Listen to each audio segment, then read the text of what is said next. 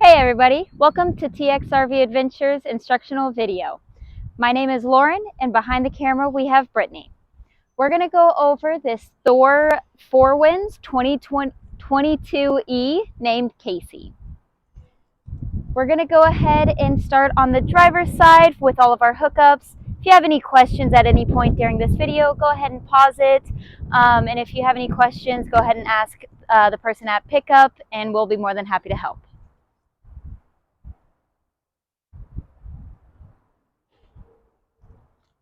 First thing that we're going to do when we get to our campsite is we're going to go ahead and get settled. We're going to put our parking brake engaged, and then we're going to get all of our supplies for our hookups.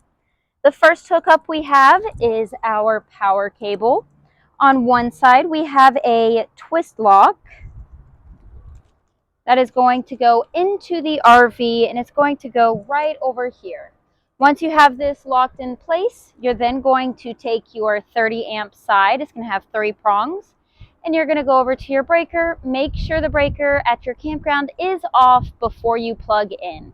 Once you're plugged in, go ahead and flip those breakers on, and you should start to get flowing power into the RV. Go ahead and double check inside to make sure that your microwave is turned on. That way you know you do have power. Please make sure all major appliances are in the off position before you plug in and unplug.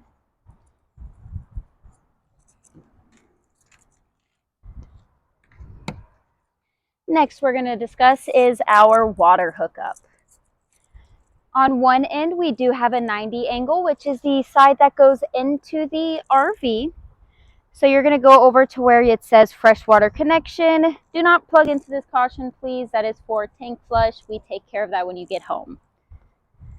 So you're going to go into your freshwater connection, hook in, and then you're going to take this pressure regulator side and you're going to hook up to the water connection at your campsite. This pressure regulator helps decrease the high pressure at campsites. If you have too low of pressure, you can take this pressure regulator off. There is a freshwater fill tank on this side. Now this freshwater fill tank is for while you're in motion, or if you are dry camping, you're going to go ahead and be able to fill up this freshwater tank. Just go ahead and take that cap off, and you're going to go ahead and stick this 90 angle side into your freshwater tank. Now, Brittany, how do we know that this tank is full? So, Lauren, there's a gauge on the inside that's going to show us when it's full. But if we're standing outside, it's going to just shoot out the hole. That's right. Water's just going to come straight out of this hole, and it is totally fine. Just when you see that, go ahead and unhook from this water hose and put away your hose and cap this tank off. Yeah, all right. These tanks are going to come full when you pick up the RV ready to use. Alrighty. Now our next connection is our sewer connection. We do have a little clip right here to be able to hold this door up for easy access. And now we're going to take a look at the actual sewer connection. So to show you a couple of different things over here, we have a gray handle, which is for your gray tank. Your gray tank is your shower and sink water, and it is the smaller pipe of the two. It's only 1 inch. We then have a black handle over on this side. This black handle is for your toilet water, so it is the dirtier water of the two. And if you notice, it is a much thicker pipe than the fresh water, or the gray water. We then have this Y section. This is where both tanks of water do come out to meet our sewer hose. So what you're going to do is you're going to go ahead and take this cap off. Just do a quarter turn to the left. Then you're going to take your hose here with the 4 hooks and your gasket on the inside. Quarter turn to the right to hook it on and make sure it's secured in place. You're then going to take the other end, which has this elbow, and you're going to go and find the hole in the ground. Basically, it's a PVC pipe. That is where your sewer dump is, either at your campsite or even at truck stops. Once you are connected right here to the sewer, you're then going to go ahead and open your gray tank if you are at a campsite. This way your gray tank doesn't fill up too much while y'all are just trying to camp. And then whenever your black tank is starting to show full, that's when you're going to go ahead and close this gray tank side. It's important to know that you can only have one open at a time. You're going to go ahead and open this black side and let the pressure from the full tank get all of the black water, the sewer water, into the hose and into the dump. Now, whenever it is your last night at your campsite, go ahead and push in both of these handles. Make sure they're both closed, and then go about your night as usual. Take a shower, go to the restroom, and the next morning, go ahead and open your black tank first.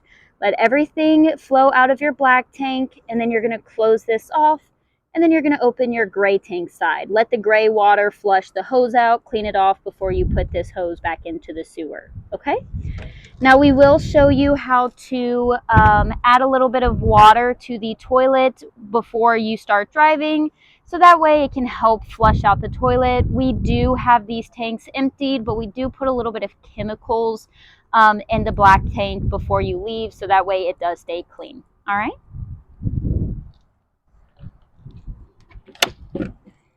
Right over here we have a couple different things. We have our coax cable.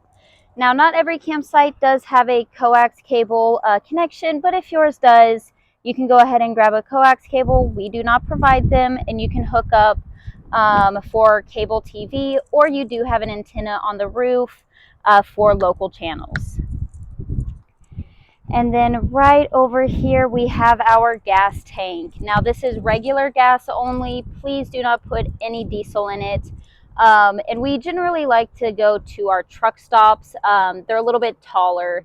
So, Brittany, what is our gas tank size? This is a 55-gallon gas tank, and this is going to be for the engine as well as your generator.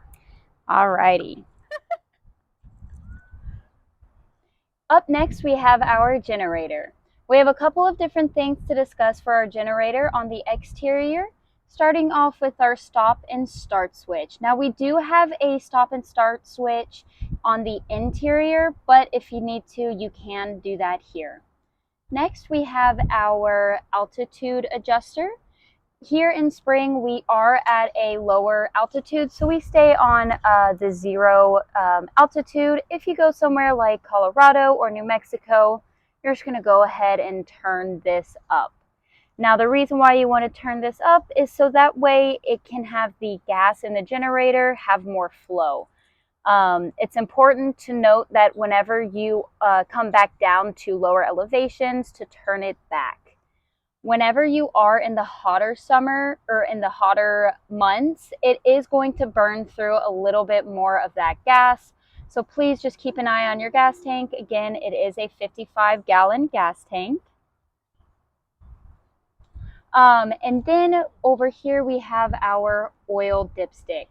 So again, also this does get used a lot more in the hotter months.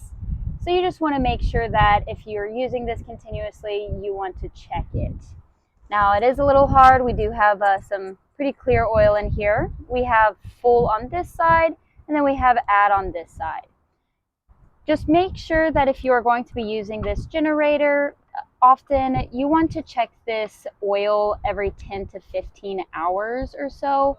But please make sure that this is cooled down before you check this oil. It does get very hot, okay? And then right over here on this little sidewall, we have our breaker. So you can flip it, and this is going to help in case you turn on your generator and you notice that you're not getting any power to your major appliances such as your microwave or your AC. So if you hear the generator running but it's not providing that power, go ahead and come and check this breaker right over here. Okay? Please make sure that before you turn this generator on or off, that all major appliances are in the off position. You do not want any of them on because it does take on a very heavy load, so it could cause either your appliances or your generator to trip. Now, right over to the right of us, we have our exhaust pipe. Now this exhaust pipe is where the exhaust of the generator is going to come out. Please make sure that if it is windy, that you are not having that exhaust face wind. If wind pushes the exhaust back into that pipe, it could cause your carbon monoxide detector to go off.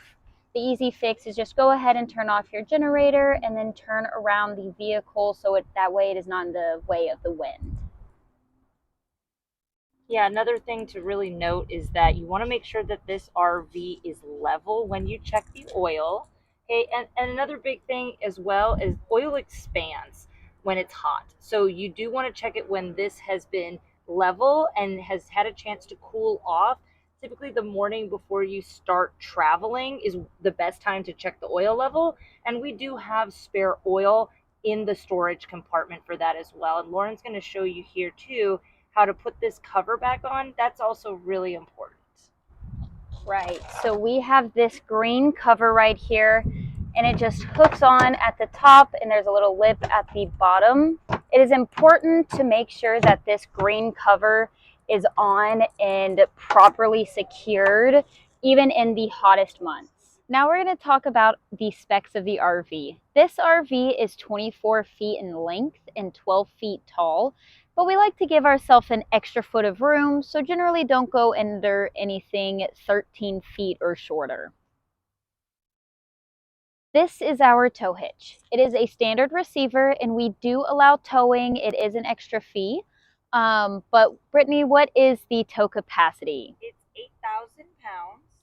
That's right. So we do allow up to 8,000 pounds. So if you have your vehicle, make sure to have the dolly. We do not have the tow equipment. If you need to rent any, there is some at U-Hauls. Or you can do bike racks. We do have bike racks for rent, or if you have your own, that is also very okay. We do have a backup camera right up top. It does serve a couple of purposes. While you're driving, you can have it on to keep an eye on your bikes, luggage rack, or if you're towing a vehicle. It is also helpful for when you are backing up into your campsite. Now this ladder is really just for maintenance. There's nothing on the roof except for your AC and your vents. So please don't go up there. It does get slippery and rain in hotter months where you have your AC on. It does produce condensation and cause dripping off the RV. Now, the RV is tall. It is taller than the average car. So when you are going through your residential roads, please be aware of the trees, especially making sure you turn wide at gas stations. You really want to make sure you turn wide and are very well aware of your surroundings. So that way you don't hit the back of the RV or have any tree scratches. We do have our awning out. Please be aware of the rules for the awning. If it is starting to get really windy, if it's going to be rainy, or if you're just not with the RV or asleep, go ahead and roll that awning back in and bring it back out the next day. We do have an awning light that is also accessible when the awning is rolled in. Now Brittany is going to show you our biggest storage in the RV. This is what it usually looks like at our pickup. We do have our hookups for our hoses. We also have all of our camping chairs.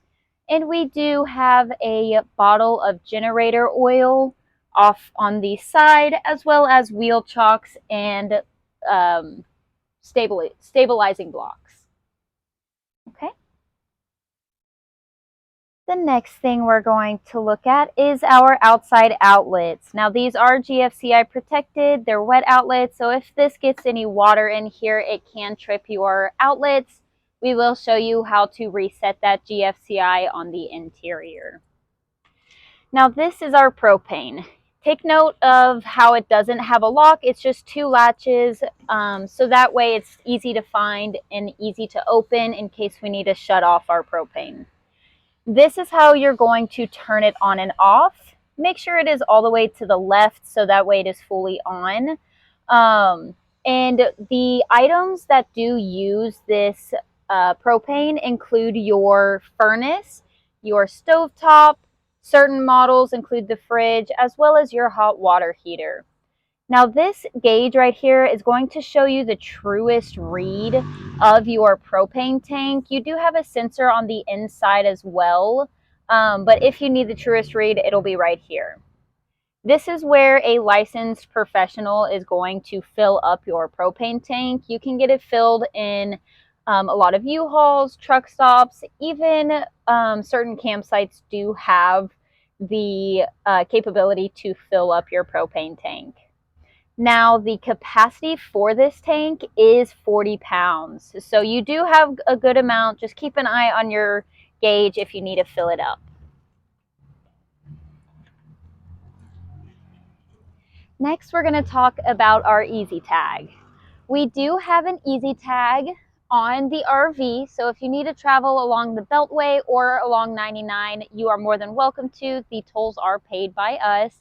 If you go out of state on a turnpike, go ahead and just make sure you stop and pay for those tolls. Okay.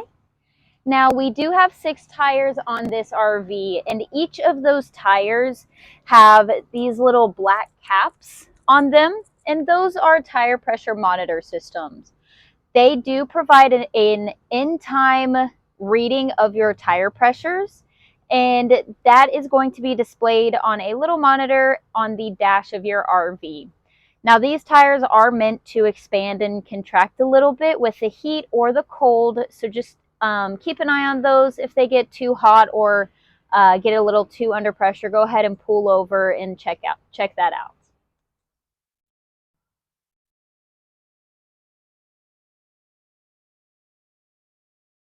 Next, we're going to take a look at the inside.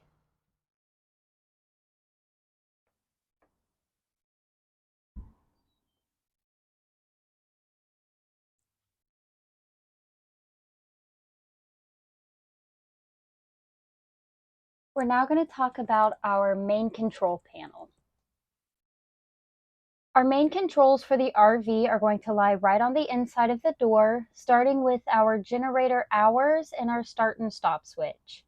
These hours are going to be what the employees at TxRvAdventures read whenever you first pick up as well as when you first drop off. This is going to continuously go up as you use the generator.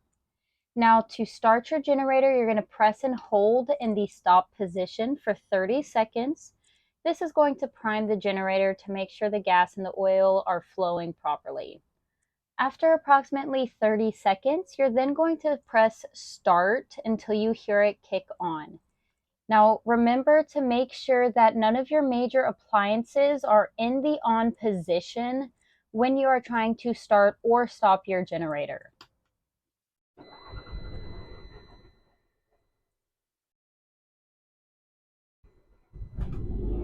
Alrighty, now that your generator is on, you are then going to wait until you hear your microwave beep, and you are going to be able to notice that you do have power in the RV. This will allow you to then turn on your air conditioning, your power outlets, your TV, and use your microwave. We have all of our tank sensors right over here. You're going to see LPG, which is liquid propane gas, and it'll show you your real reading. Now again, the exterior gauge is your truest reading. Next, you have your battery, your fresh water, which again is going to be full on pickup, and this is going to be used while in travel or dry camping with your water pump. You have your black tank sensor, which is your toilet water. And then you have your gray, which is your shower and sink water. Whenever you want to use your water pump or your water features while in travel, make sure this switch is in the up position with this little red light on. That means your water pump is on, and you can then turn on your sink or your water features. Okay.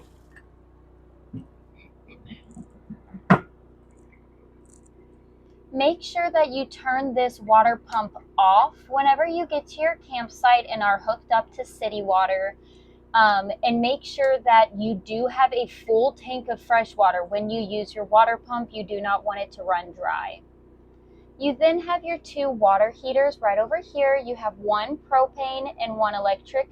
When you get to your campsite, go ahead and flip that on and leave it on the whole time you're there. These do take about 20 minutes to fully heat up your water. We're now going to go ahead and take a look at the switches down below. This top rocker switch right here is going to be for your awning. One way goes out, one way comes in. Again, just please make sure that it is not out while it is windy, rainy, or you are not with the RV. You then have a couple of different light switches over here. Those top two are exterior. You then have this one, which is a step light right at the base. And then you have the switch right next to it, which is your main living lights. Right below is your main battery disconnect. This should always stay in the on position. This is really only used for while you're in storage. This box right down here is going to read you your battery voltage for your house batteries. It is ideal to stay in between 12 and 14 volts, and Miss Brittany is going to show you where our house batteries are. They are right underneath this step. You just lift the cover and you see that we have a battery underneath. Now this battery does charge a couple of different ways. It charges while you are in motion, while you're driving. It does charge with the generator on, and it also charges while you're plugged into your campsite.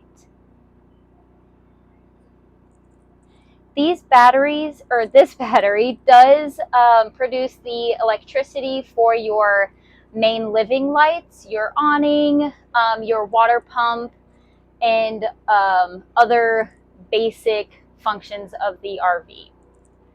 We do have a few safety features in here, starting with our fire extinguisher. And then right above us, or right to the right of us, we do have a carbon monoxide detector right underneath the dinette. And now above us, we have our smoke detector right up there. Next, we have our kitchen. We do have a fully stocked kitchen with all of the necessities such as cleaning supplies, plates, cups, bowls, pots, pans, you name it, we have it. Now for a full list of kitchen items that we do include, you can go ahead and look at our website. Got some silverware down here as well. Up here we have a microwave. It is electric, so you have to have your generator running or plug into your campsite. And it is a pretty good sized microwave for being able to heat up food on the go. Down here we have our stovetop. It is a propane burning stovetop. And you have 3 knobs for each of your burners, and then over here you have your igniter. So you're going to go ahead and push in and twist until you see the flame. And then you're going to reach over and spark with the igniter and set your temperature. Now it's important that after you fill up your propane tank, to come back inside and ignite these burners for just a couple of seconds to get any of the air out of the lines. This will make sure that it's easy to turn your stovetop back on or even your hot water heater. We do have some extra drawers down here that have our pots and pans, as well as mixing bowl and strainer.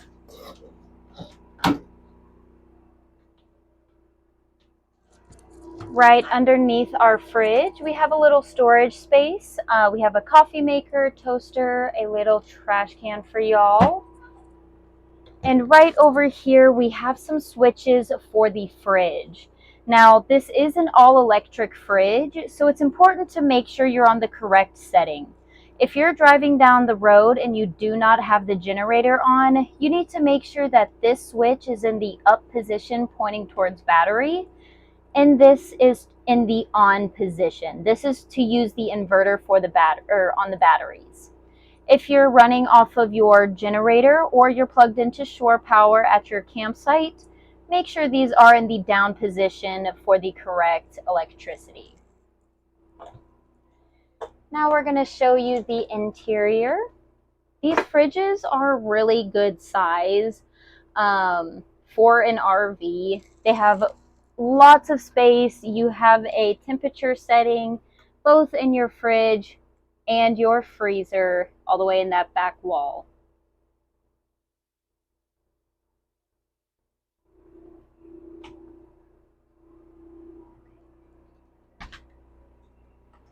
Next, we're going to discuss our AC. We have two different knobs up here for two different functions.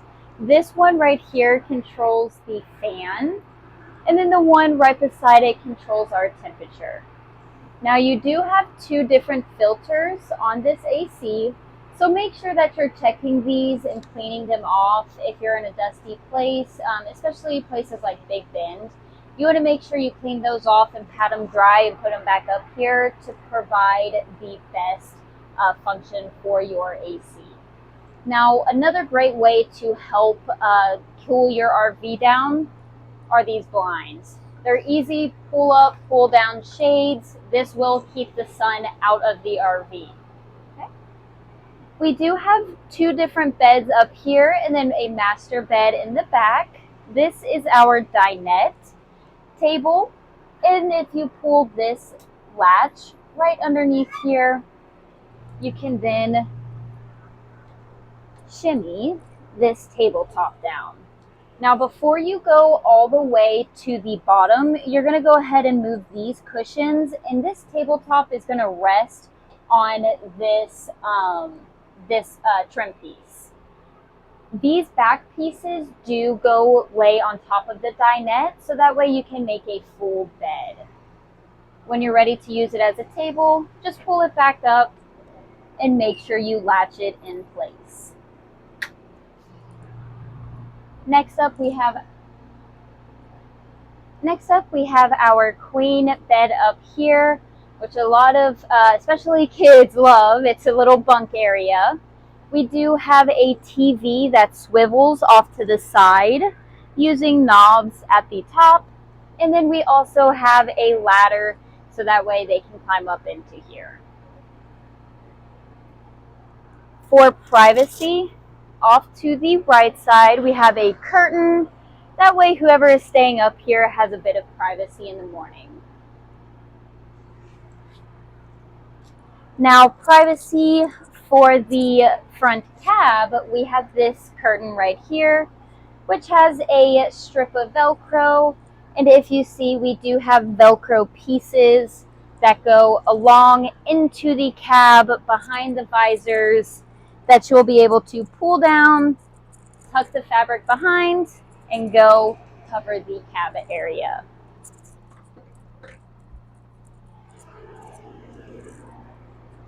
We then have storage right above the dinette. It has lots of great storage, whether it's for the person sleeping in the upper cab or if you need a little extra space for any food. Off to the side, we have a little cabinet area, and in this cabinetry, we do store our bath towels, and we have a little laundry hamper, and you have a hanging rack for any shirts or pants. We then have our master queen. Over here on this wall, we have our furnace. All you have to do is flip this over here and set your temperature to keep you warm through those colder months.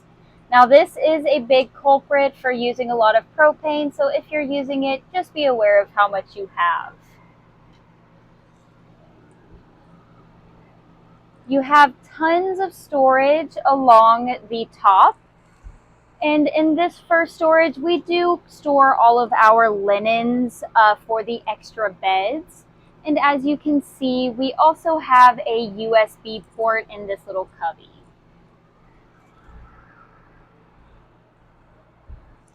We also have a television in the master bed, which is awesome. Just make sure that you are hooked up to power before you try to use it. It does require either the generator or the campsite power. Next up, we have our bathroom.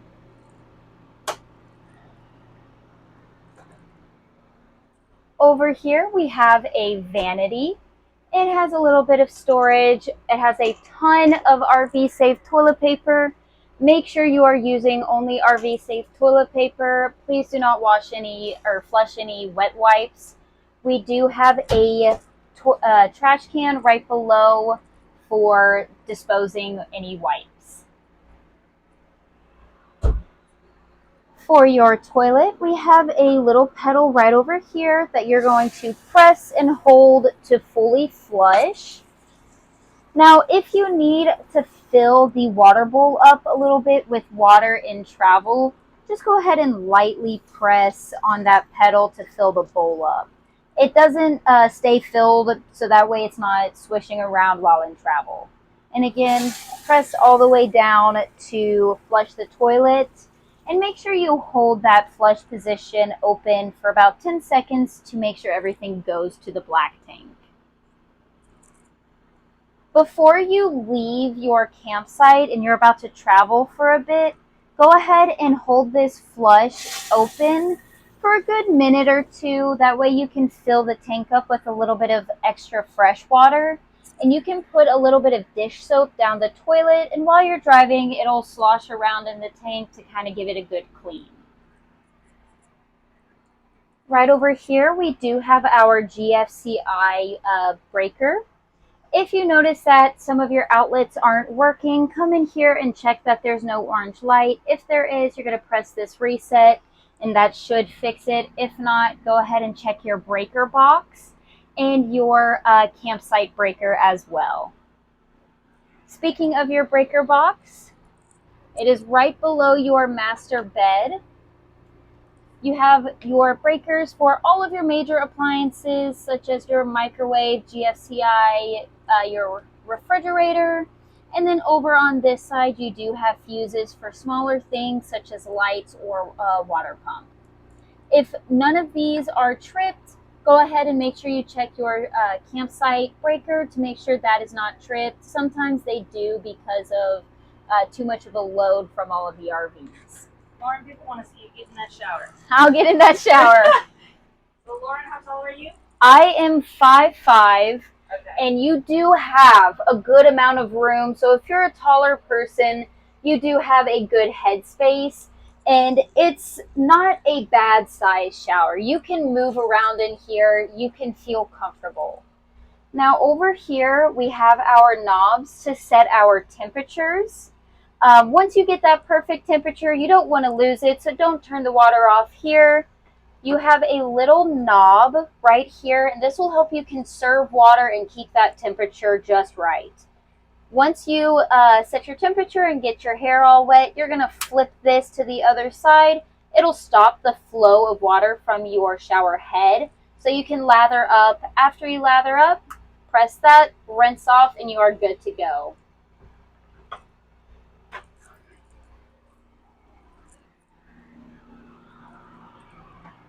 Now we are going to talk about our TVs.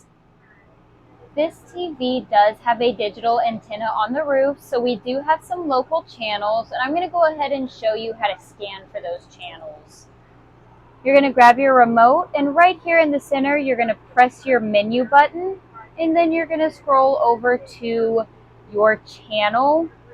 Now, since we are using our antenna, we're going to go ahead and stay on air, but if you're wanting to hook up to your coax cable, you're going to go ahead and change over to cable. But I'm going to stay on air. You're going to go to auto scan, start to scan. Now, while that is searching for channels, it could take anywhere from 2 to 10 minutes. I'm going to show you some of your things up in this cabinet. All the way in the back here, we have a little plug and a very little green light that is currently on, so that way we know we are watching the antenna. Right beside this cable, there is a little black button. You can press that to turn off the antenna, so that way you can use it for cable. You then have a couple of ports right here, so that way you can plug anything in, as well as we do have an HDMI connection if you want to plug in your Xbox, PlayStation, Nintendo Switch, Roku, anything like that. Now, as you can see, we've already picked up about 28 channels, and it's going to just keep going until it is fully scanned. Make sure that once you go to a new city, and this requires, or this is for every new city you go to go ahead and search for those local channels, all right? Now we're going to discuss the Wi-Fi. This RV does have Wi-Fi while you are in motion. It is connected to the OBD2 port, so that way it knows when to turn on and off. This is a mobile cellular hotspot, so sometimes you may not get the best signal, but once you get to your campsite and turn off your engine, please make sure you connect to your campsite Wi-Fi, as this does turn off when you are not in travel. Next, we're going to discuss our front cab.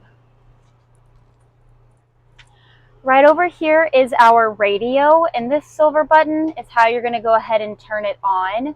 Make sure you keep this in the off position when you are not using it, as this does drain your battery. If you press this home button, you're going to have your radio, audio, Bluetooth. You even have audio Bluetooth phone over here, as well as that backup camera that we were discussing. Your engine does need to be on in order to turn on that backup camera. I'm going to go ahead and show you that real quick. So you're going to go to home, and then you can pull up that camera. Give it just a second. Put it in reverse. Oh, yeah. Reverse it with that. There we go. So you see how that backup camera showed up.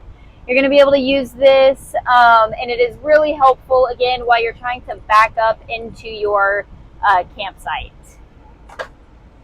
Okay. Now, right up here, we do have our AC controls. And down below, I did forget to mention, we have this little hole right here. This is a reset for your radio.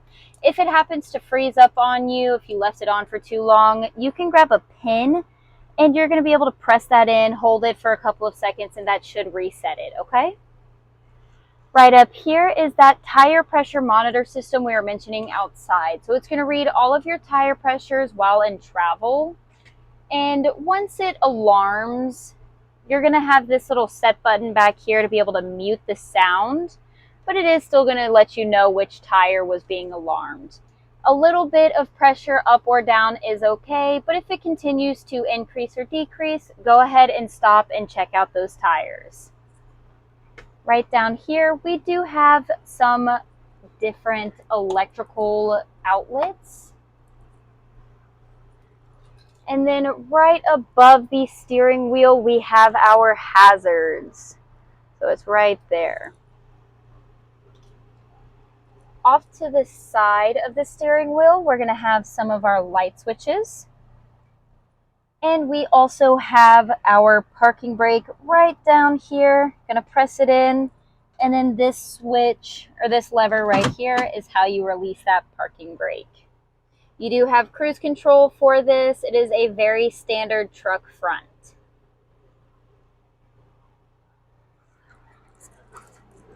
All right, now it's about time for our favorite part of our tour, to explain what our favorite part of this RV is. Brittany, what is your favorite thing about this RV? So my favorite thing has to be double TV, single AC, double TV. Not many 24-foot motorhomes give you that second TV in the bedroom. After a really long day of hiking, it's nice to get to lay totally flat and watch your favorite Netflix shows and just hang out on a rainy day, kind of like what we have going on today. Yes, now this is a smart TV, so you can log into Netflix or Hulu. Just make sure that you have that Wi-Fi connection. And now, my favorite thing about this RV is just how open everything is. You even with how open it is and how accessible everything is, you do still have privacy. You have privacy for your upper cab bed. You also have privacy over here for your master bed. I mean, it just couldn't get more comfortable in here. It is such a cute RV, perfect for beginners. And it's just, I love this unit. I couldn't put it more simple.